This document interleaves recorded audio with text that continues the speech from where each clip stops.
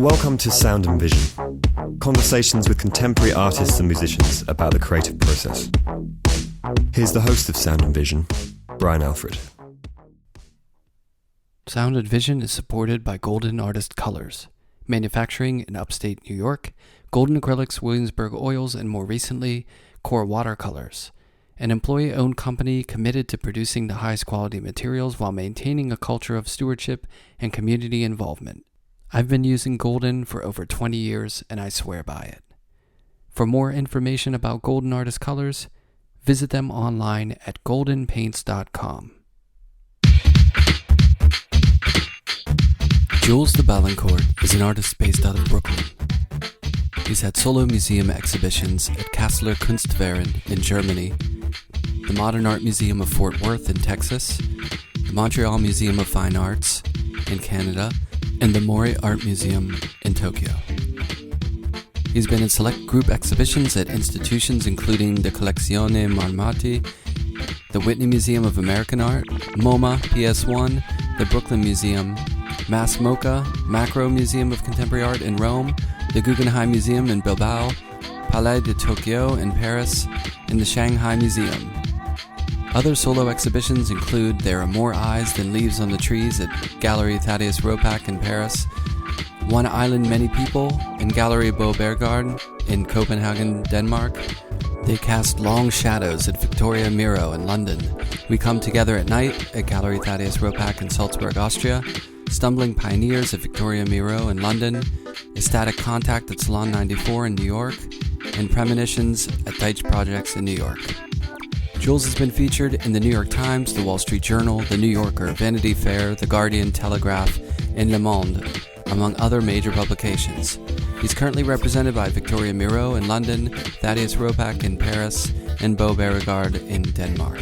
He is currently working for an upcoming show at CAC Malaga that will feature paintings from the past 10 years, along with new work. It will open in March 2021. I spoke to Jules about his days moving about growing up, surfing, painting, music, and much more. Here's our conversation.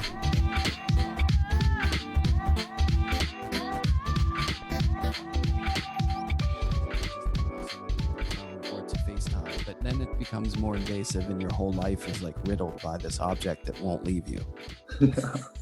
And you're never off, you're never offline. Yeah, I mean, it's just been a challenge for me because now it's all about how we live remotely or online, because now there's no more real social direct engagement. So now it's all about your virtual platform. And me being like an older generation, I'm not so much like virtual social media guy. It took me a long time to get on Facebook, took me a long time to get on Instagram. But now that's like, without one of those platforms, you barely exist in some weird way, So it's totally. It's a new challenge. So and all of a sudden, galleries were asking me, do the video of you in your studio. Let's hear about your COVID experience. All of a sudden, you sort of have to become like this reality TV show, to share your personal life to the world. And it's like, I don't, I'm still a painter, not necessarily just oversharing. It's not in my instincts, I guess. Yeah, I think it for some people, I'm sure, I feel lucky because I use the computer in a lot of my work, and and I've done like audio recording stuff in my music life, Well, that's funny because that's one of the first things I remember when I first moved to when I first moved to New York in 2000. I was an art handler, as you remember. Working for Fred Warden Trucking, and I remember going to your studio which was on Havemeyer, right by Atlas Cafe in Williamsburg. Yeah, right across the street. Yeah. And I remember you struck me as one of the first guys who was kind of like, you were really using the computer right as the computer was starting to become a thing. Like it seemed like you had a good grip on like Photoshop and tech and graphic. And then you were also one of the first guys kind of like using tape. I remember picking up art from you. And you had like your turntables and your keyboard, and you were kind of like digital music guy. And then you were also like kind of making these digital paintings when it was kind of like a new thing, the hard edged kind of like taped painting. And I remember when I just got to New York, it was kind of like inspiring to see all these. And you were like one of the young guys like making it. I remember it was like we were taking your paintings to Protect a lot, Max Protect. Yeah. Remember those And days. it was just an interesting moment in like a lot of people like doing sort of like, using the computer and also like this sort of Photoshop graphic element. And anyways, I don't know what my tirade was. Oh, no. Well, that my point is that's just how I remember. That's the first time I met you. I remember going up that studio space there. Were you living there too? Oh yeah, that wasn't like a real studio space. It's funny because when I first moved to Williamsburg, I lived in the Gretsch building, and I had a huge space, and then they kicked everyone out of there. Yeah. And then I found a place with my wife, at that point we were dating, but we found that place over on Grand Street. It was tiny. And right we in Havemeyer, yeah. And we lived there, and I had just had a little area where I worked. I've never had a huge studio. So even when I lived in the Gretsch building, I painted in my bedroom. There was a huge giant space, but I don't know. I never had a giant studio. So yeah, I lived and worked there, and it wasn't that big. There wasn't storage or anything. And, I never felt comfortable in a giant space for some reason. But back then, the internet and computers were like the Wild West. Like I was doing some of that, like playing with the computer and Photoshop, and I didn't know what I was doing. Like I taught myself everything as I went along, and it was never like digital art back then. It was just like you could mess around with the computer a bit, just like with music. Like I played in an analog band, but we would mess around with digital stuff, but I had no idea what I was doing. But it wasn't like, it was back then, it was kind of, you could mess around with stuff. You know what I mean? Yeah, I never had the sense of, I'm embarrassed to say I still don't even know Photoshop. So I'm still like one of those last like dinosaur relics of painters that's still in the pre, in the analog days. I never really fully, but I admire people. I just don't have the patience for it. I don't, but I'm really like, even you helping me set up Zoom was like holding my hand through, first grade. And it's just, you're better off. It's not my sensibility, but I admire people that, I wish I had more of those tech skills. It comes with a price, I think. It's great for some things, and then it's a time suck for other things, For me, the photoshopping that's kind of how I build up my paintings. I'm actually doing my filters kind of like on the paintings as far as layers, or kind of like I'll do one wash and then I'll do another wash on top of it, and then it changes the base color. So I'm kind of like figuring it out. I'm sort of collaging and cutting and pasting. That's how I'm kind of building up the paint. So I'm like literally like, it's a much more tedious process, but that's kind of how I build up my paintings, is kind of layering. Yeah, but it's funny because like looking at your work, I've always thought, oh, there's such a freedom there. You know what I mean? Because I feel like in the core, and this may be reading in completely incorrectly into the conceptual side of your work or like what it's about.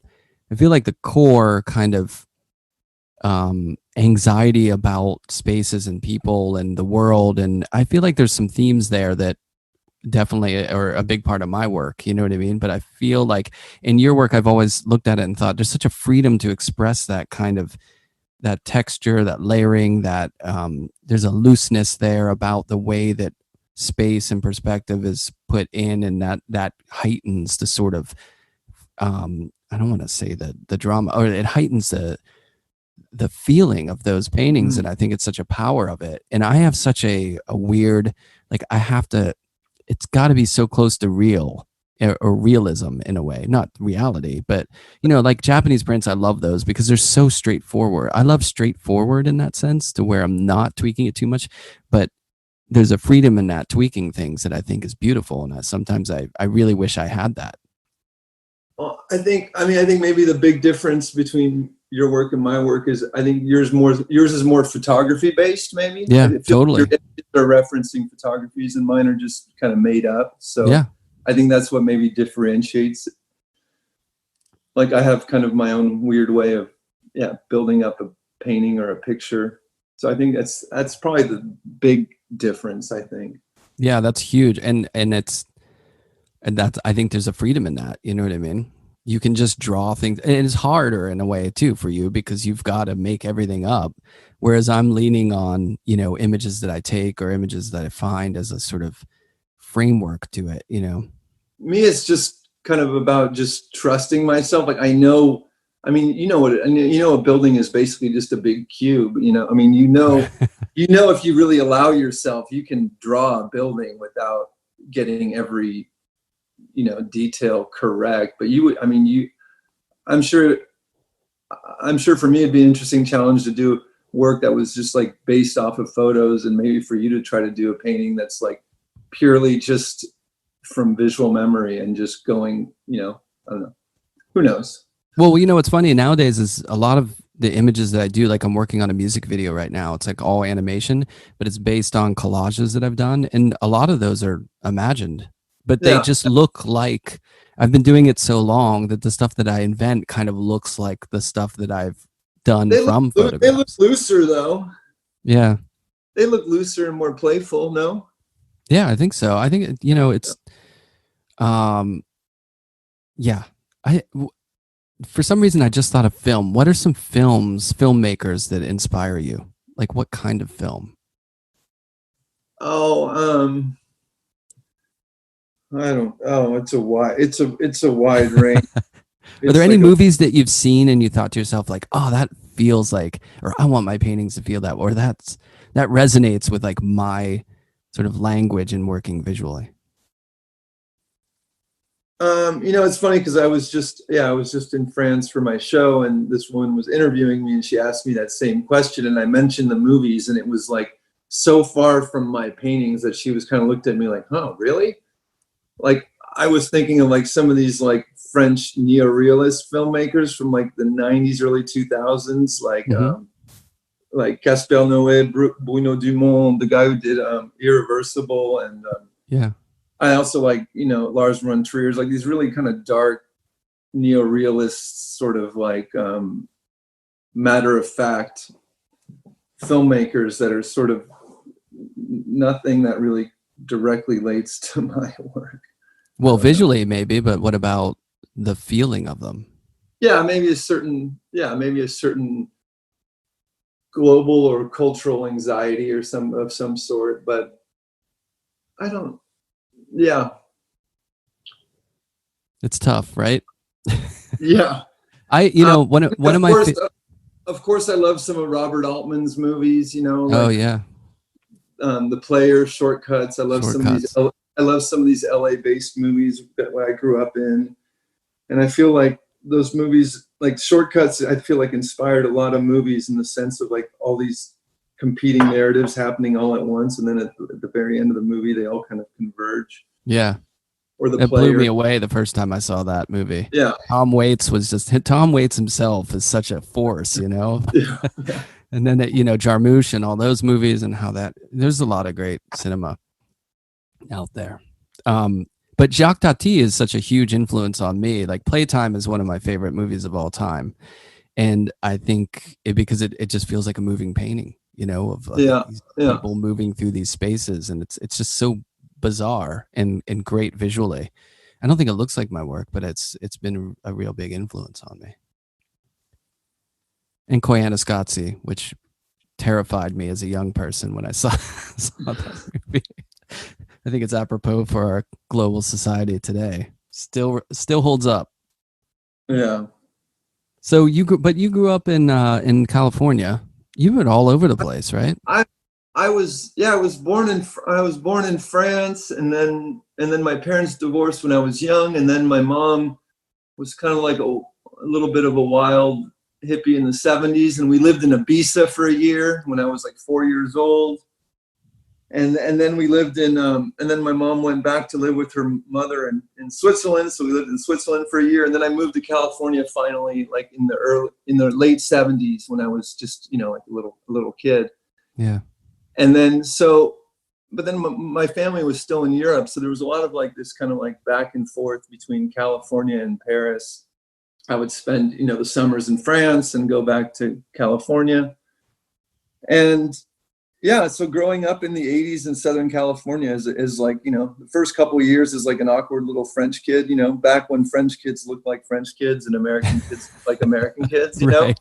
Now it's just like everyone has the same Converse and Vans, and right. You know, But back in the day, it was like I came from France and I was like wearing my little French crepe soled little like sandals and like these weird, with these weird shorts and corduroy, like these long knee-high corduroy shorts. Meanwhile, everyone was wearing like the little like OP shorts and half tops and, tube socks and Vans, like, early 80s California, Southern California. Dogtown. Yeah, it was. That's what I picture. I grew up in that area. I grew up near Santa Monica, Venice. So it was just the polar opposite of like a little Parisian boy experience. And it was great. I mean, it was also not always easy because we were moving a lot and going like, my mom was just trying to find her roots and we were moving a lot. And then we finally sort of settled in Southern California. And then we would like travel down to Mexico for like 2 or 3 months. Like my mom she was kind of like a wild bohemian hippie. So I had to like keep up and travel the world with her. But yeah, growing up in SoCal and, in the 80s. It was interesting, but it was also hard sometimes, like assimilating. I remember the first year I got to the new school in America, I was from France, and it was at the time of like Rambo and Reagan, and they were like, France, you commie. I was like, they treated me like a commie.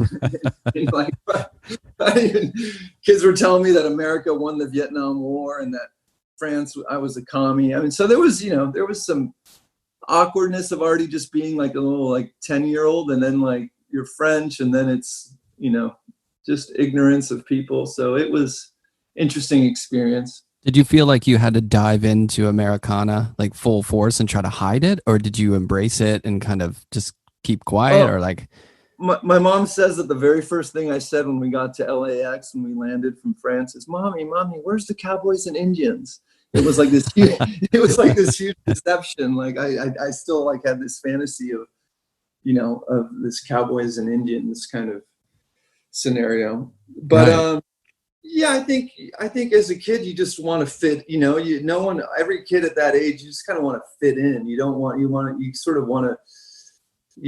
to draw too much attention. And my mom was kind of like the hot French mom, and she'd come pick me up at school. And I was kind of like embarrassed because she looked different. Really, she was just cooler than most moms. But back then it was like, you just wanted your mom to look like every other suburban mom. Right. Yeah. Cool doesn't matter when you're a kid. You just want them to be invisible. Then you realize, like, of course you were the cool parents. Like everyone loved all my high school kids loved my friends. They all loved my mom because she was like the cool mom. Yeah. But when you're younger, it was like, I remember in high school, my mom met Henry Miller back in her days, and she has a painting that he did of her where she's half naked, and it's kind of, have you ever seen Henry Miller's watercolors? No, I haven't. Kind of like naive Chagall-esque watercolors, I think his writing is better than his painting, but yeah.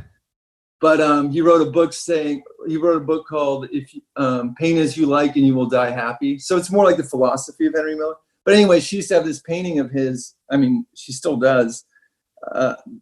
In our house, and I'd have parties, and I would like take it down because it was kind of like, people would be like, most kids in their living room have like that classic 80s family portrait with like the Sears portrait. Yeah the Sears portrait. And my mom, here's this like kind of gnarly portrait of my mom with this like this big tree as a bush, and it's just like, it's kind of an intense painting, but I love it now. It's like, I don't know if you remember, my mom's house burned down like 2 years ago. Yeah. During the LA fires, and luckily in the end, the only thing that was saved is like art and photos. So luckily that painting made it past but that painting now is a treasure, even though in high school it was the bane of your existence. Yeah, it was just like, take that down, we're having a party, I don't want anyone to see that. Well, I'm holding on for like that later down the road cool factor to seep back in with my kid. Like maybe one day he'll be like, oh yeah, that's kind of cool, the stuff you realize you were the cool dad. Yeah, hopefully. I guess that's what we all hope. But yeah, that must have been, I mean, not to delve too far into it, but that must have been a tough upbringing. I mean, I don't know, kids who like, have a single parent and are traveling around, or like, kind of like taken from here to there because their parents, are just moving all over the place. I imagine that ingrains within you this a kind of feeling that you never can really settle into a place. Yeah. Do you have that feel? Yeah, a little bit. I mean, my first 2 years doing one school, 2 years in a row was fourth and fifth grade. Like basically first grade, second grade, third grade, every year was a different school in a different country, literally. Yeah. So it was a little bit of like unsettling derootedness, but at the same time, I got exposed to a lot of great things. Like at the same time, I have memories of like being a child and going on like a 2-month camping trip in Mexico with my mother in VW buses, or living in just in different places, being exposed to lots of cool, great people. But yeah, it was definitely a little unsettling, a little, doesn't give you a sense of security, I guess you could say. Yeah. Or just, I would imagine, well, it might be freeing in a way too, but just not this deep rooted like a childhood where you feel like you were wired in a place that, like, I grew up in Pittsburgh and I was in Pittsburgh until I went to college. And I just feel like that kind of like, blue collar, that feel of that place is just in me, and I feel like travel teaches you so much, and I didn't get to travel until I was in college, and not really like travel proper until I started having shows in different countries. So it was, the idea of traveling around and not only in areas of like here to there, but different countries must have been a real like widening experience for your mind, Yeah, and I think in some ways it's reflected in my work. I think now that it's not really about a specific place. It's sort of about this like itinerant displacement. It's like it's all these different, some of it's like the jungle, some of it's the city. It's not specific to one specific local spot. It's more global. It's like you could link it to Hawaii, Argentina, or India. It doesn't have to be specific. It's more global ideas of humanity now, and less like of a specific place. And I think maybe part of it feels like I lived in so many different places as well. Yeah. Like after high school, I moved to, after high school, I didn't really know what I wanted to do, because in high school, surfing was like my obsession. And then all of a sudden it's after high school, and I don't really have a real focus. I mean, I was always doing art and drawing, but I didn't really know. So I went to Santa Barbara City College, which was basically an extended, party vacation. And then eventually, being in City College, I just introduced to all these art classes, because my high school was just kind of a mediocre public high school with very limited art. There was no real art classes besides like every high school that has the dumb, ceramic class where everyone's making bongs. But aside from that, there was no real art encouragement in high school. So for me, it was just really, surfing was my obsession, but I wasn't going to become a professional surfer. So going to City College, I was all of a sudden able to get into these art classes. I was doing ceramics, I was doing painting, and I just flourished in that setting. It was just clear to me right away that this was what I was going to do. And it's what I was good at, and it's what I was instantly good at, and compared to other stuff. I was a perfectly fine student in high school, nothing great, nothing bad, but art is really where I was, that was, like, I remember in high school we would do book reports, and the only thing I would really get merit for, and they'd be like, "Oh, well, look at Jules's cover of the book report." Oh, right, the visual side. He did an illustration for To Kill a Mockingbird. And then, but the actual report was. So yeah, Santa Barbara, getting into art there and getting into ceramics, and then I had my first I set up sort of my own little business making ceramics and selling ceramic drums. I was making ceramic drums. So I was in this sort of neo-hippie Santa Barbara movement of Fish and the Dead and all this moment of like early 90s, but it was also like the end of Fishbone and Chili Peppers. There's an interesting moment of this kind of skate surf punk thing, and then there was also this sort of like hippie thing. But so for a while I was making these ceramic drums, and I would go sell them on the Venice Beach boardwalk. And then I would go to Dead shows and I would sell them in the parking lot. So that was my early 20s. I was always set on never getting a real job, and I really never really did until I got to New York City, and then that was art handling. That was my closest thing to. But I was in California. I was able to sort of navigate without getting a real job, and already supporting myself with my art early on. I was lucky. I mean, I was fortunate. What are ceramic drums like? It's like a doumbek. It's like a traditional Moroccan or Egyptian clay drum they make. It's like in Morocco. Oh, okay. Right. It's like a North African ceramic drum with goat skins on it. Yeah. So I would go to these festivals and sell them at these craft fairs and Dead shows, and it was a good first experience of, I mean, making more of a craft, but it was my art, and it gave me a lot of freedom, and I would just not have to, check into a real job. Yeah. Were you listening to music that inspired that kind of drum making, or how did you know to make that? I was, it was a moment of Southern California going to drum circles, and there was the early introduction to kind of, world music, when all of a sudden Peter Gabriel had his whole new label, and there was like Nusrat Fateh Ali Khan and all this that's so good. Yeah. This fusion or Ali Farka Touré and Rai Cooder. So there was like the early moment of this kind of like introducing, the West to like quotes world music. There's other people besides, the Beatles and the Rolling Stones. So that was, and I was always just a failed musician. I would, you just go to these big drum circles and you have all these people just wailing on their drums, but that was my early 90s. And then I don't know why I'm just giving you the synopsis, because I feel like sometimes your podcasts, I like hearing the trajectory.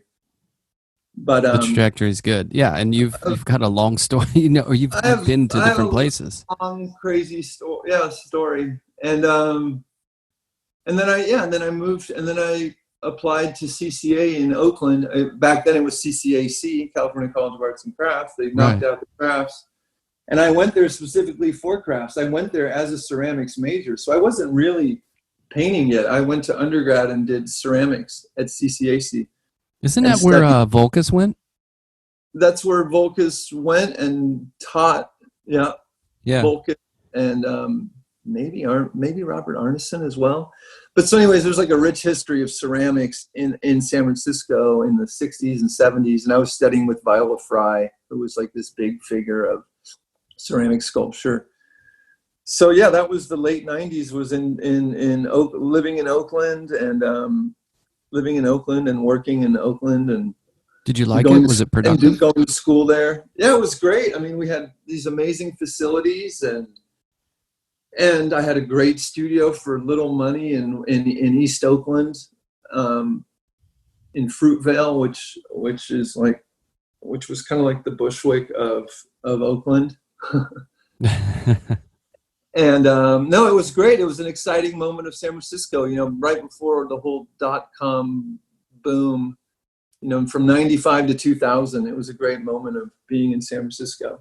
It's before all the real tech money got there, but it was slowly coming in. But it was, it was pre-email, or right as I was getting my first email account.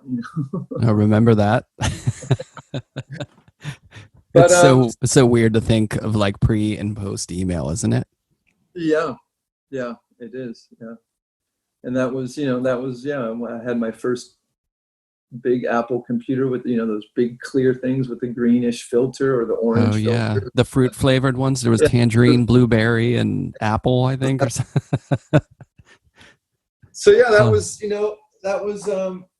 California. In the last 20 years, I've been in Brooklyn. I can't believe it. It's been, I got there in 2000. I decided, if I'm going to do this art thing, I might as well immerse myself in the belly of the beast. And I came to New York in 2000, a year before September 11th. And I drove out there, packed up my little pickup truck, and just drove cross country to New York. And you landed in Bushwick. And I'm sure you're sick of talking about Bushwick, because there's a lot of lore, the fact that you were an early setter-upper of Studio Shop in Bushwick and all that stuff. But But you did have Yeah. the one thing that is interesting. You had the foresight to get something there before, you know, it I mean, became. there was no real brilliant foresight. It was really just out of, it was, I mean, I wish I could say it was, but it was really more just out of necessity. It was, at the time, Williamsburg was kind of like the art neighborhood, but it was already, in 2000, it was already getting a little pricey. So for a little bit less money, you could get something in Bushwick. Back when Bushwick was a real wasteland, like there really was nothing. So yeah, in 2000, I moved out there in a building with a couple other artists. Who you might know is Zach Harris. I don't know if you know Zach Harris. He shows at David Kordansky Gallery, or Ezra Johnson. Yeah, I know the names, but I don't know them personally. Or Eric Denbrisian. Anyways, we were all living in this one building out off the Morgan stop, and yeah, it was a great time. I mean, New York was an exciting moment for me. Just getting to New York, you know, I was in my late 20s. There was just this overall excitement and energy, and you know, it was before Brooklyn really became Brooklyn. Brooklyn wasn't aware of the Brooklyn phenomena yet. It was not yet. Only Bedford Avenue was. The word hipster, I don't think even really exists. It was happening before it was, and then it was co-opted and labeled and became like a brand and a thing. Yeah. But I'd say from 2000, when I got there, I don't know prior, so I can't say, but from 2000 to 2005, 2006, I think was really an exciting time, musically, artistically. And for me, I was working as an art handler, but I was also going to Hunter College. So it was like this full immersion. It was like night school and day school. You know, day school was art handling, which was equal of an education. Oh yeah. And then being at the 42nd Street Hunter grad studios, which was just kind of, it was this wild kind of, and you know, it was this kind of wild island anarchy. It was this big building, and we were kind of just allowed to just, it was pretty unregulated, and we could pretty much do whatever we wanted there. And it was great, you know, and it was also post 9/11. I started Hunter College, and it was a week after September 11th. It's like, oh great, I just started grad school, and it feels like we just went through like a war. You could still smell like the electrical, you know, you could still smell the, so it was just a good moment for me. I was lucky. I was at the right time at the right place, and I art handled for 2 or 3 years, and then I was lucky to be able to get off the trucks and not do that. And you know, I was lucky that I didn't have to hustle. I got picked up while I was in grad school at Open Studios, you know, so I got dealt a good card. I mean, I worked hard. I did work hard. I did make sacrifices, but I also, you know, right place, right time. Right. That's probably, well, maybe in your memory a little bit long, but that's probably a good tenure in the art handling business, because there's so much stuff you must have learned doing that I never learned about, like packing and all that. You know what I mean? There's stuff they never teach you in school. They don't even broach the subject. You know what I mean? The problem is when I do it myself, I never do it as well. You know, when I'm packing my own painting, it's like, oh Jesus, I would never do this. If I was on the job, I'd get fired for this. Or when I hang my own. Yeah. But when can you imagine though if you white gloved it in your own studio? It'd be a little weird. Yeah. No, yeah. But no, it was a great experience, and it was great to see, you know, it was kind of like you get to New York, and the art world is kind of like this big impenetrable fortress on top of the hill. You know, you first get here, and it's like really intimidating. You know, you're seeing like 25-year-olds getting solo shows, and I was already 28, and I was like, oh shit, maybe my time's passed. You're seeing all this, you know, it seems like you can't get in there, and then all of a sudden you're working as art handler, and you're behind the scenes in the gallery in the back, and then you're going to Jasper Johns's house installing, you know, his Brillo boxes, and then you're going to, you know, Philip Johnson's house. It was a great way to meet and see amazing collections and people. Yeah. And also the lamer side of it, you know, the art advisor who bought a huge Gursky photo who realizes it can't even fit into the apartment, and you have to like take it out the window. I mean, just crazy, you know. God, I hate when that happens with the Gurskys. You know, they're always so big. They're never tiny. They never fit in the elevator. I think I probably did that once or twice with a painting, and I learned the hard way where it made it too big and it wasn't foldable and it just didn't fit in. Oh yeah. They're like, dude, you gotta like make that thing fold or something. So yeah, it was just a good experience being a hunter, being an art handler, just kind of like just wild and free, you know, riding my bike every day to Times Square, which just seems crazy now. Before there was bike lanes, and all the way from Bushwick to Times Square to go to the studio every day. It was just a certain energy I definitely don't imagine doing now, you know. Right, things that we did when we were young. Yeah, young and Yeah, dumb. and just I'm glad you made it. Riding your bike every day to the city. That's it's not a guarantee. And then in like 2007 I bought this building that's now my studio and my apartment, but for like 3 years I ran the space called Star Space. It was kind of like an event space I had in Bushwick, where we did like concerts and yoga and like fundraiser parties and church parties, and that kind of like, that was like a really fun moment in my life. But then eventually I was like, okay, I can't run this sort of speakeasy yoga studio, movie theater, dance place. You know, it was nuts trying to juggle this thing. Yeah. But I had great people helping me, you know, organize and curate stuff there. And, but that's when Bushwick, there was no yoga studio yet. There was no place to see live music. And so I sort of decided like, okay, I'll do this. You know, it was kind of like naive. You know, I could have gotten in a lot of trouble, and, you know, for doing it not really with any permits or anything. Right. But that was a great moment of Bush. It was kind of an exciting moment of Bushwick before it became sort of like a destination like it is now. Yeah, I'm sure you met a lot of great friends from that experience too. Yeah. I mean, a whole community of people in New York, but now you know how it is. Everyone's, you know, upstate or with their kids, or, you know. Yeah, getting old. They were getting old. Yeah, I mean, shit. I've been in New York 20 years. All of a sudden, it's like I got there in my late 20s, and now I'm in my late 40s. You know, it's like, wow. No one wants to hear about the old people. Like, oh well, time you wouldn't believe how quick it goes. But it really, you know. We all do it though. That's why every older person does it. When I was a kid in Brooklyn, you know, it's like that whole story of we didn't even have the internet, you sons of. Yeah. But yeah, it does. I mean, the arc of because I guess when, you know, we're there for pretty much the same amount of time. You know, we both moved in late 90s for me, but we were there about same amount of time. That arc of both what you're doing with your work in that place and then what changes with the neighborhood is really, you know, it's really interesting. It's like a big life experience just to go through. I mean, remember blackouts and, you know, like 9/11, like all that stuff, living through all that stuff, and then the changes in the neighborhood. And, you know, for me, and then I had a kid, and then like the whole neighborhood changes whenever you're a parent, because then you engage in a community in a totally different way. So yeah. It's just it's a lot, but, you know. But you're still in Brooklyn, so you're still there. Yeah, we bought our place in the early 2000s in East Williamsburg, like right before it becomes Bushwick. So, you know, it was just a little quieter over here. And, you know, yeah, it's just off the Graham stop. Yeah, right. You know, around the Cooper Park area, which is. Oh, I love that park. Yeah, my studio used to be right on the park next to Talus, you know, and it was like, it's like 2 minutes from where I live. So now my studio is over by over in where Third Ward used to be, that area. Yeah.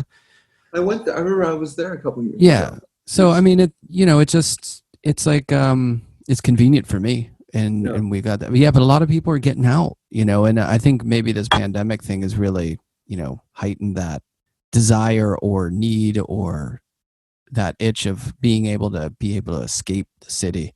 Because when the city is, you know, you pay so much money to be here, and it's like, you know, your studio, it costs so much money, and it's like stressful, and it's great. But when the great sides leave, like being able to go see live music and going to eat like great food or whatever, just walking around the city, when that kind of isn't there anymore and you're just here, I think a lot of people are like, wait, why don't we just get out of here and go get some land and see nature and, you know, escape it? Yeah, it's going to be interesting to see what kind of massive exodus there is going to be from New York. If there really is going to be, or what are we headed for? Like, what's it going to be like in the next year? Yeah. You know, hopefully we don't go back to like taxi driver days of New York City, you know, like it's hard to tell of like how bad could the economy get? How bad is, yeah, we'll see. But I think in general, yeah, there's, if you can't take advantage of all the good social, cultural things of New York City, what's the point of being there? Like it's like a social, cultural hub, and that's where you go to, integrate yourself, socially and culturally. And how can you when you can't see anyone? So it's like, why be there?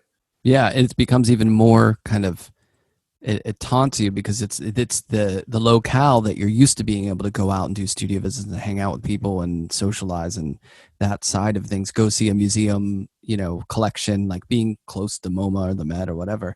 But it's right there, but you can't go do it. That's almost more. It would probably be better to be out on a farm in Pennsylvania, because then it's like, well, I'm not even thinking about it. Maybe, I mean, who knows? I can only be, I try to be optimistic and hope that something good will come of this. I think eventually an exciting new thing will happen in New York. I know, like post 9/11, there was definitely like all of a sudden like this kind of creative energy that was happening. And I think that eventually people are going to, adapt and evolve. They have to this new situation. I think we don't quite know what it is yet. I think we're in like chapter 2 of COVID, and there's like 8 more chapters. I think that's the scary thing, is we haven't seen the end of this yet. But I think people will take good things from this and try to adapt accordingly, Definitely. I think everyone needed to slow the fuck down a little bit, I think it was kind of like everything was going too rampantly, just exponentially growing too fast, too much, too many art fairs, too many mega galleries, too much money, too much consumption, too much travel, too much all of it, Yeah, I agree. I think it's the, and on a larger scale, it's the Earth's way of saying to humans, like, chill out. You're just you don't need to fly every day. You don't need to, it's just calm down. Back to your room and reflect on who you are and what you want. And what we're grounded. Like, yeah. It's like, I mean, for us, it's not that radical of a change because we're naturally sort of quarantined as artists. But I think for some people, it's really challenging. All of a sudden, you're just faced with your identity and yourself and your goals or dreams, and what are they, and what are you doing, and what's important to you, and who's important to you. I think we all had to kind of like check in a little bit, Which I'm sure for some people is really, I mean, like you said, that's kind of what artists do. Like when you get to the studio and you're looking at the blank canvas or, the empty studio floor, that's the real thing. That's one of the toughest parts about it, is like, okay, what am I doing? Why, how? Like, the hardest questions of an artist, not like, how to make this color red. It's kind of like, why am I doing this? What should I do? And all that. And I think for a lot of people whose existence is like defined by social interactions, and they're out there and they're not thinking about it because they're distracted about just, being human, all of a sudden they're in an artist studio and like 4 white walls. And it's, it's not the easiest place. See, it's not so easy, people, doing this. No one wants to hear our sob story, but the plight of an artist. Sure, they do. That's why they're listening. There are other artists who are like, yeah, man, it ain't easy. But yeah, it wasn't as easy as I thought working during the Corona thing. I thought it'd be like, oh, I got this. This is what I do anyways. But it was still unsettling even for me. It wasn't as easy as I thought it would be for me to focus, just like having just this looming uncertainty. And then you just can't think of a bigger nightmare. It's like, you're going to have a pandemic. It's going to be run by a reality TV show wannabe dictator. And we're going to be on the brink of a civil war. It's like you can't make this shit up. It's just like your brain trying to just like navigate through all this bullshit and this uncertainty. And it like literally feels like we're on the verge of like a dictatorship. And then there's a pandemic, and then Trump's saying, build the wall, build the wall. And the irony of it is, like, every other country's built a wall against us. Like, we literally cannot go to another country right now. Like, I was lucky I have a French passport, so I could go to France for my show. But literally every country says, fuck you, you cannot come to us anymore. Yeah. Like, we didn't have to spend any money to get walled out. We got walled out because of his incompetence. It's just infuriating. It's fucking nuts. I was in France and Spain for my show, and people were back to more or less, it was kind of just back to normalcy, you know. It's like, because they were serious about their quarantine, you know. It was like, yeah, you know, you have to put your individual me aside, and you actually stay in your apartment for 3 months. And the Frenchies did, and the Spaniards did. You know, at first they got hit hard like New York, but they really quarantined. Like New York did pretty well, but Europe was even stricter. There was like literally you can only go out if you're exercising or to go get groceries or to walk your dog, and you had to show proof of it. And it was like people in America, people were like, you can't tell me what to do, you know. And it's like, here we are now 5 months later, and it's just a complete shit show. Exactly. Yeah, it's just like people here don't care about other people. It's really frustrating. You know, I spend a lot of time in Japan because my family, you know, extended family, Japanese, and there's such that idea of people just caring about others more than themselves is such a refreshing thing compared to the especially in Japan. It's all like honor of I love Japan. It's the best. And you know, if we'll see what happens in November, but I might be relocating.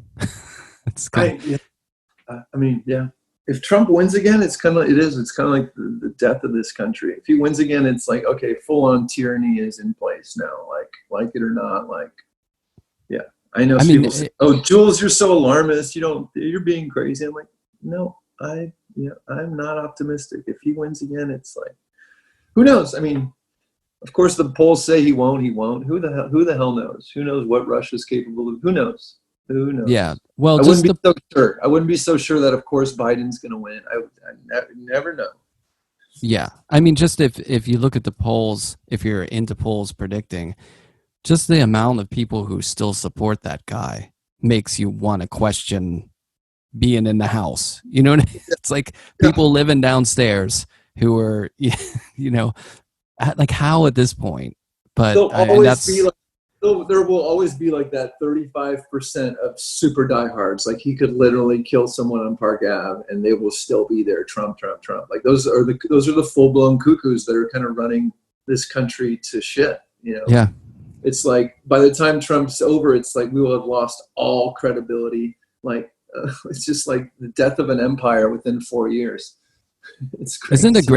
Isn't the greatest irony of it is this is a guy I used to think with George Bush, you know, the second, that the irony of him is he's out there and mending fences on the farm or whatever. But this is a guy who went to Yale, who was, you know, silver spoon, and you know, and I used to think the irony that he's trying to relate to these, you know, people out in the country. But Trump is a guy who has like a golden toilet, Manhattan giant condo building, you know, and he's out there trying to relate these people who support him.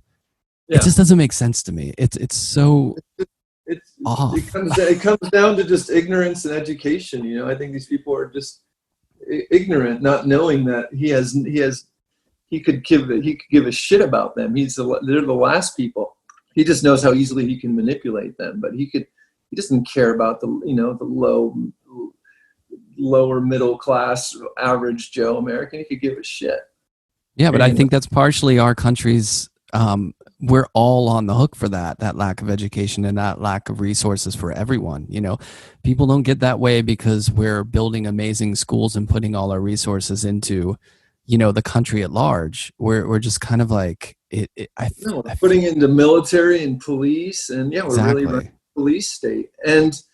And we realized, you know, we thought with Obama, like, oh, we're past racism, blah, blah, blah. We have a black president. It's like, oh, no, bullshit. Like, we're deeply still rooted in racism. Like, it's still deeply rooted in America. It's like, you can't forget, like, this country was basically, like, built off the Holocaust of Native Americans and then built off of slave labor. So it's like our roots in this country are just instantly really complicated. It's like it's watered in blood, you know. It's like our roots are, so here it is, you know, 400 years later, and we're still suffering, you know, the consequences of the early days of our country and how it was founded. It's really complicated. Like, there's racism all over the world, but it's in America, it's on another level, and it's still really there. You realize, and now Trump's made it acceptable to you know. Like all these kids that grew up with Trump as a president, now it's okay to, like, you know, be racist or be homophobic. It's insane. You can be president if you can be act president like that. It's So crazy. strange times. Well, I mean, we can be hopeful. Yeah. I don't know. It's tricky. It's a tricky thing. And like, how do you feel about? I don't know if I want to open up this can of worms. How do you feel about the art world and that kind of like? Don't you feel like there's a little bit of a separation between the have and the have-nots, just even within the art world right now, to where it's, like the big people are going to survive and all the little people are going to like kind of waste it. Remember when like 5 or 6 years ago, or actually the last economic kind of downturn, when they said, oh, like the little galleries are going to go away, like the little to mid-tier galleries are just going to go away, and it's only going to be the mega galleries who can survive it. That didn't really happen completely. It did a bit, but now it seems like this really might do it to a lot of people, I mean, I think it's doing it even doing it for like businesses. Look at like how Amazon, just like their profits just skyrocketed during COVID, like because no one was buying from anyone else. Right. I think COVID naturally like is kind of like weeding out the little guys, and it's just becoming more and more global mega dominance. It's just the direction the world's going in with galleries and with stores. It's the Walmarts of stores, or the Amazons of stores, and then the galleries are the mega galleries. And there's less and less that in between. Even what's funny is now how like galleries like Barbara Gladstone or Metro Pictures are considered like the mid-tier galleries. When we were around in the early 2000s, that was the mega gallery. And now there's the mega gallery that has like 5-10 galleries all over the world, and these humongous spaces, and then these artists have to fill these like airplane size hangars for art. And it's problematic just because it becomes like you have to feed these huge monsters, and then you have to become a factory to feed these mega galleries. And then the little galleries, I mean, I think no matter what, little galleries will always find a way to exist. It might be an apartment for the next 2 years. There's going to be lots of weird parking lot, apartment shows. Like people will find interesting creative ways to circumnavigate like the mega. But I think a lot of people are going to get eclipsed or closed out from this. It's just brutal, and we haven't even felt the full repercussions of it yet. Right. I know that's the scary part, isn't it? But I hear of these big galleries that are selling a lot less than they usually are. Good news though, they're getting government bailout loans, the big ones. Oh yeah, like huge amounts, like ridiculous amounts. Can you imagine? Like the whole thing is so infuriating. It's Remember when that news story came out that was it Danny Meyer, the Shake Shack guy, was like, hey, I got like a loan. He's like, I don't need the loan. Like these small restaurants need it. And it was just like, man, kudos to that guy for bringing that up. But it just shows you like where the sort of, the importance of what they feel like needs to survive lies within. And anyways, that's what's scary about moments like this. It's like, the bigger guys get even bigger, and then everyone else gets kind of like left aside. Like, there's lots of people doing big power money making moves right now at the mercy of other people. I don't know. It's a dark situation. So how's the painting in light of all that? I don't mean to sound so doom and gloom. Painting is going well. I just had a show in Europe that just is still up, and it's up till September. And I'm just kind of getting my engine started again. I just kind of, the work shipped off like a month ago, and I'm just slowly kind of getting I always take a little bit of a break after I ship off the work. It's kind of like becomes so immersive towards the very end. I'm happy to kind of step back and focus on other stuff in my life for a second. But I'm excited to start. I know I just have a whole new body of work I want to work on, and I'm just kind of starting to work. I'm slowly kind of maybe trying to get a little bit less. I want to try to make this new body of work a little bit going in a slightly more abstract way, giving even less and less figurative elements, trying to, but still having it somehow rooted in some kind of figurative narrative, but with delineating even more information.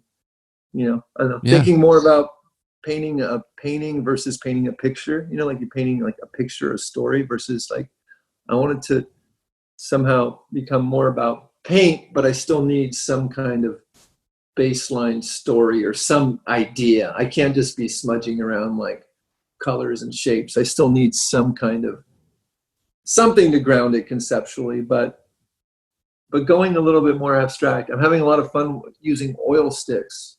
Nice. Which I've always dabbled with a little bit, but now lately I've really kind of gone in with like oil sticks. And I'm loving the directness of it, just the drawing kind of quality of it. I like the crudeness of it, a little bit of lack of control. I don't know. I'm always wanting the work to change or evolve, and it only changes and evolves so quickly. It doesn't really, I'm always hoping for this big leap of progression, but it's kind of these slow little baby steps. I have the same thing where it's just micro changes, you know what I mean, that don't necessarily prevent them or present themselves to people probably as much as they do to yourself in the studio. And man, I think oil stick is such a beautiful, I mean, it makes me want to work in oils. I just work in water-based stuff, but when I teach drawing, I show that video of George Condo making a drawing with the oil stick. It's one of the most beautiful things ever, man. It's just like the way he uses that thing. It's great. I think it's a good way of just introducing some kind of new material to sort of new challenges and new directions a little bit. Yeah. Do you work where you are now too, or do you only work in the city? I have like a little 2-car garage here where I have a little studio. Nice. So the paintings are a little bit smaller here, and I work smaller scale work. And then I have the Bushwick studio where it's larger paintings. Yeah. But I'm kind of here for the summer just to kind of, be out of the city and just to work and immerse myself in the studio again. I'm just, like I said, I'm just getting started working again. So it's just like the beginning. And I'm usually starting like multiple paintings at once. I kind of start like 10 paintings at once, and I'm sort of just rotating from different ones, bouncing around the studio. Yeah. And then, and then eventually nice I'm starting more paintings and more painting. I keep going and I keep starting more paintings. And then the problem is all of a sudden I have like 30 paintings and none of them are finished. And I'm just sort of, it's hard going that last 10, 15%, in a painting. I can get it to like 80%. And then I'm like, okay, I'm bored now. I want to go to something else. And then it's like, no, that still needs another, like, you're not fully finished, Right. Sometimes, for a while, I become friends with Josh Smith, and you know how he works, and his work is like so immediate and direct, and and he would come to my studio. It's like, you're done, and it's like, and I would listen to him because I really love and admire how he works, but it really wouldn't work for me, like the way he works worked for him, but for a while I was sort of trying to, I don't need to overwork this, a la Josh Smith, but it's like, for me, it works for Josh, and I tried it for me, and I had a couple paintings that I let out, and I'm like, can you send that back? That thing is not, it's not done. It's not cooked. Like, you just, over the years, you have to accept how you work. Like, Josh, it works for him. And I thought, like, I got this. I can do that too. And it's like, no, it doesn't, over the years, you learn to finally accept, we're always struggling as artists, insecurities, doubts, the blah, blah, blah, the questioning. And after a while, you just kind of like, okay, you just surrender to like become who you are, do like quit, life is hard enough as it is, like whatever it is that's happening out there in the bigger sphere. Like, and yes, art can be a struggle, and it's okay to be a struggle, but you don't have to make it a battle every day either. It's like let's soften the road here a little bit, so totally. As I get older, I just accept like, okay, well, hey, you want to do another painting of a scene in nature, and that's what you're compelled to do? Well, fuck it, do it. Like, don't like, well, you can't do this, you've already done, I'm like, well, some artists have done a whole career making the same painting. Like, big deal, I can make my like 10th painting that looks a little bit like 9 other ones. It's like, it's not. Yeah, no, I totally agree. There's a real, I don't know when it happened, but there's a real liberating feeling of when you get to a certain age where you're like, you know what, I'm not. Yeah, I don't care. Like, this is what I'm going to do. This is what I'm interested in. And then you realize if you're trying to tweak that really hard, you're just putting on it's You're forcing affect. Like, something. yeah, you're not listening to what you're really compelled by. And Yeah. and there's always this adage, like in school or like growing up as an artist, it's like you really have to try to find the thing that really drives you, because if you're faking it, other people will know it. Yeah. Like you're not guaranteed anyone's going to like anything anyway. You might as well do what you're passionate about and what you really believe in. Yeah, and that's when I was in art school, that was like, sometimes if someone, like, whether the work was good, or sometimes the work isn't necessarily good, but if you see so much conviction and passion in the work that someone's doing, you're like, hey, you know what? You get a pass, because I see that you're so full on to something that, like, whether it's quotes good or not is questionable, but just the conviction in the work sometimes that you see someone have is like, you know what? You get an A just for that, Yeah. That I you're totally agree. Yeah. that you got your weird idea that you're making, these sculptures with Q-tips and wax and whatever it is. And it's like, you're a believer in whatever it is, more power to you. I've gotten so soft on that now, even if they are faking it, or if they are like not fully into it, and I'll just give them a pass, but like, well, that must be really hard to spend all that time making that show on work that you don't really truly believe in. Like, there's something to say about that. Yeah. Like, you really stuck with that whole half-assed approach to that work. I have to say a shout out to all the teachers, because it is hard work, and I'm not naturally, I don't think, a good teacher. I mean, I've never actually taught, but it's a lot of work teaching. I mean, I've done workshops where I go to schools and do a lecture and do crits, but like, I have to say, like, I don't think I'm cut to teach, like, I think it's really difficult and demanding. Like, I can do a crit with a student and come in there, someone I've never seen, and do a 30-minute crit and give them what I got. And I think I can be helpful in that sense, but I can't come back 2 weeks later and give them more stuff. That's the thing with the challenge as a teacher. It's like, right. Okay, I'm back here 3 weeks later. You kind of listened to what I said, but not really. And you've only made this one drawing in the last 3 weeks. And now I got to have another 40-minute one-on-one about what's already sort of maybe deficient. And then now I have to try to give you, it's challenging. Like, I can give someone something for 40 minutes in one session, and then it's like, okay, let's check back in a year. Like, I don't know. Yeah. I don't know how to keep, an inspiring dialogue throughout the semester, with some. Right. Yeah. It's a different thing. And I think that's why it's so great as an art student that you have your faculty and you have visiting artists, because visiting artists will come in and just give you their framework, their frame of mind, and like their angle. Whereas as a professor that's there all the time, you really have to get into all their brains and like figure out what they're really trying to do. And over time, get them closer to that thing that they're really wanting to do with the work. But that's what's interesting about the visiting artist thing, is they kind of just get dropped in for a commando mission, go in real quick, assess the thing, and come out.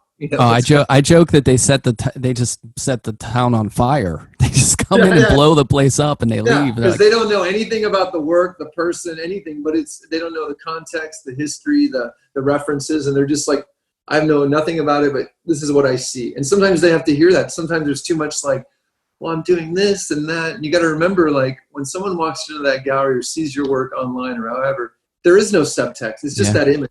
I don't care what all the sort of semantics behind it are, or what the narrative is, or the conceptual references. It's like, none of that is there. It just has to hang on its own naked. And like, there's no one there to fluff it up. And you have to be able to it has to just hold on its own. Like, that narrative and that concept sounds great, but no one's hearing that when they're looking at it. So like, how's this valuable? It's valuable both visually and conceptually. Like, basically, if you're visually seduced and then if you're conceptually challenged, then you've done it. Like, check. For me, there has to be some kind of idea that I'm holding on to, and then of course I want to still be like visually compelled or seduced. Is that wrong to say seduction? Yes, I want to be seduced by art. Yeah. You know what it makes me think of is the difference between, as a player, the soccer coach and then the fan, because the coach is like working over time to make you a better player, to give you field awareness, to understand the game, the beauty of the movement, where you need to be, how you need to train. The fan comes in is like, listen, just score or you suck. You know what I mean? Like, yeah. just the person coming into the gallery is just, they don't care about where you went to school, all that. They just want to come in and feel compelled by that image, you know? And there's something to be said for, I mean, that's how most people experience the game. They come in and they just see if you win the game or not, if you score, if you make something beautiful happen. Whereas, you know, the coaches have to be there the whole time and are working over time to get you to that place. Are you not feeling appreciated as a soccer coach, Brian? I'm starting a new podcast on that one. Coach life. Disgruntled soccer dads. Yeah. But you know, as a coach, I feel like there's a lot of similarities between teaching and coaching. You know, it's really very similar. But yeah, there's you know, ups and downs to it, and it ain't easy, but it's rewarding whenever you have someone who goes on and does great things, and they say, you know, hey, you know, that thing you said was really inspiring, or, you know, help me out. That feels really good, you know. I feel like that is thinking about, I'm not at all interested in legacy or like what happens to my work after I'm gone, you know, whatever. Like it is what it is, you know what I mean? But if you can make a difference in someone's life like that, or sort of inspire someone, I feel like that is a legacy that could be really, you know, inspiring. I did a talk at a school and someone asked me in the Q&A, like, well, what about like your legacy? What do you think about your legacy? And I said, legacy? I'm like, I didn't know if there's going to be a world in 60 years from now. Like, what am I worried about my legacy? Like, right. You know, I don't know. Will there be, you know, like, I don't know. It's like, but yeah. Well, the people with a true legacy might be the people who've like invented a solar panel or turbines or some way to like, you know, fix the global crisis of the climate change, you know, or something like that. Yeah. More so than that one painting. Not that I'm not devaluing art. I'm just saying, you know, like you said, we got to worry about, you know, the world surviving. Yeah. So, last thing I wanted to talk with you about that we didn't talk too much about is like these days, what's your relationship to music? Do you listen to a lot in the studio? Is it, because I know you've been into music. Yeah, I knew that question was going to come from you, and I was like, oh shit, what cool answer do I have, or what, you know? Aphex Twin. Just say Aphex Twin. Then you like street cred forever. There we go. Fugazi or Aphex Twin or whatever. Yeah, or Brian Eno or something. Is that? There you go. Yeah. You know, it's a whole wide range of. It's all over the place. I'm not even going to go into specifics, really. You can say Justin Bieber. No one's going to judge you if you say Justin Bieber.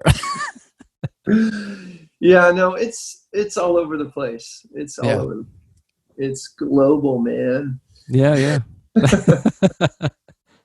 A little Serge Gainsbourg maybe in the studio. Yeah, I have to tap into my Frenchy moments, sure. But you know, with Spotify and other people's playlists, and I just get there's almost too much music. It gets overwhelming, you know. Totally. Yeah. There's like almost too much to choose from, but I make my little playlists on Spotify, and then I discover some new thing on, you know. But yeah, I don't even have my CDs anymore. You know, I don't even know what happened to them, but all those days are long gone. It's all just like on Spotify.